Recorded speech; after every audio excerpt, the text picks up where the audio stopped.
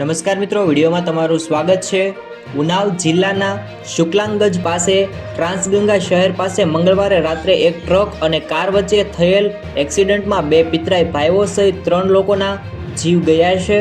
પોલીસને શરૂઆતની તપાસમાં જાણવા મળ્યું હતું કે ઇકો સ્પોર્ટ કારની સ્પીડ 100 કરતાં પણ વધારે હતી અને હાલમાં તમે જોઈ શકો છો કે પોસ્ટમોર્ટમ રિપોર્ટમાં પુષ્ટિ થઈ શકે છે કે ત્રણેય દારૂ પીધેલી હાલતમાં હતા।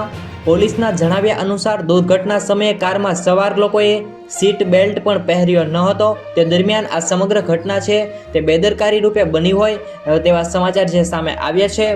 જ્યારે કારની સ્પીડ 100 થી 120ની વચ્ચે હતી અને ટ્રકની સ્પીડ પણ બહુ વધારે હતી, જેના કારણે આ અકસ્માત સર્જાયો હતો। આવી રીતે આ સમાચાર સામે આવ્યા છે। તમને આ વિડીયો ગમ્યો હોય તો લાઈક કરો, શેર કરો અને દરરોજ નવા સમાચાર જોવા માટે આ યુટ્યુબ ચેનલને સબસ્ક્રાઇબ કરી નાખજો। ધન્યવાદ।